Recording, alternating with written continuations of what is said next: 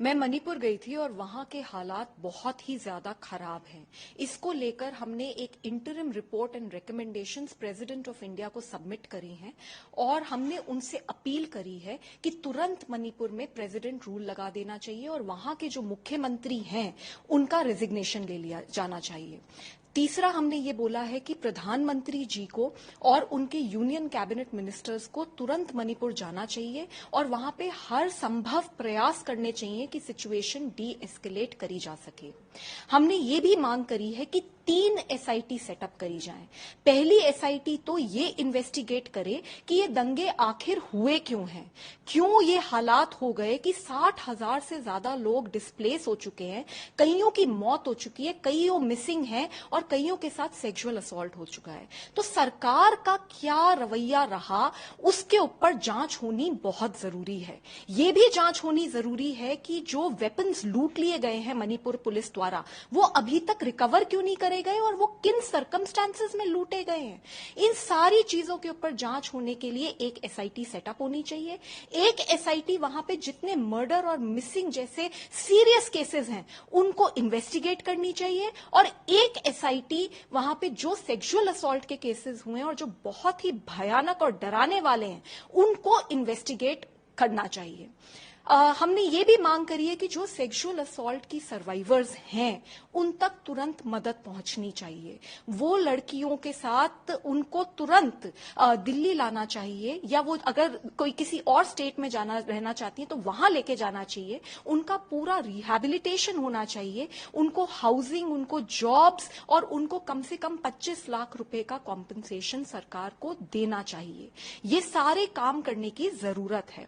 हमने ये भी मांग करी है क्योंकि हमने ऐसा पाया जब हम वहां पे गए, हमने देखा कि ऐसा लग रहा था कि लोगों के साथ सेक्सुअल असॉल्ट हुआ है लेकिन लोगों को स्टिग्मा का डर है, उसके चक्कर में लोग खुल के बता नहीं पा रहे हैं कि उनके साथ क्या क्या हुआ है।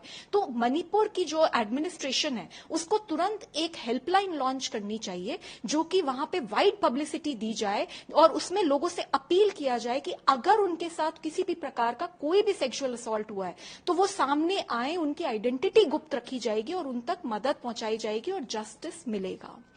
हम रिलीफ कैंप्स में भी गए और रिलीफ कैंप्स की हालत बहुत खराब है। सभी रिलीफ कैंप्स में ओवर क्राउडिंग है, मेडिसिन नहीं पहुंच रही हैं, खाना नहीं मिल रहा है, कपड़े नहीं हैं और हमने ऐसे भी रिलीफ कैंप्स देखे जहां पे प्रेग्नेंट वुमेन हैं, लैक्टेटिंग मदर्स हैं, एल्डरली हैं, डिफरेंटली एबल्ड लोग हैं और ऑर्फन्ड बच्चे हैं। तो इन सब तक तुरंत मदद पहुंचानी चाहिए। शेल्टर होम्स अगर सेपरेट क्रिएट करने की जरूरत है वो भी करने की जरूरत है।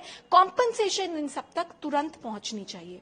हमने ये भी देखा कि जो बच्चे हैं उनके स्कूल्स बंद हो चुके हैं, स्कूलिंग वहां तक नहीं पहुंच पा रही है। तो हमारी अपील है एडमिनिस्ट्रेशन से कि तुरंत ऑनलाइन क्लासेस स्टार्ट करी जाएं और ऐसे बच्चे भी हैं जिन्होंने अपनी हायर एजुकेशन कर रहे थे और अब उनके लिए संभव ही नहीं है वहां तक पहुंचना जहां पर उनके कॉलेजेस थे।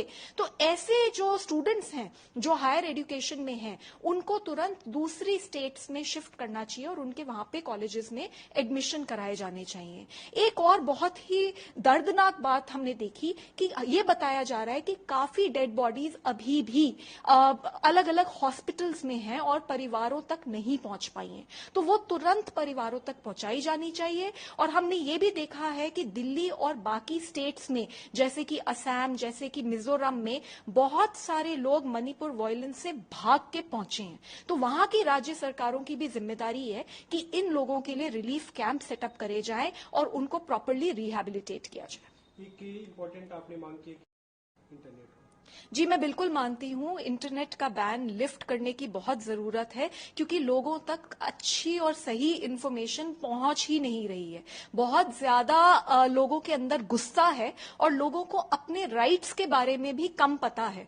आज अगर वहां देखें तो हाईकोर्ट का एक्सेस भी बहुत लोगों के लिए कट चुका है क्योंकि काफी लोग ऐसे हैं जो इम्फाल नहीं पहुंच पा रहे हैं। तो जब उन तक हाईकोर्ट नहीं है, उनको लीगल अवेयरनेस नहीं है, तो ऐसे समय में उनकी उनके लिए बहुत जरूरी है कि इंटरनेट खुले, वो और देश के अलग अलग अथॉरिटीज तक अपनी बात लिख सकें, अपने उनके क्या राइट्स हैं, उनकी क्या क्या उनके हक हैं, वो उन तक पहुंचना बहुत जरूरी है। और आपस में कम्युनिकेशन एक हेल्दी तरीके से जरूरी है। तो इसलिए मेरे को लगता है कि इंटरनेट भी वहां पे जो बैन करा हुआ है वो हटना चाहिए।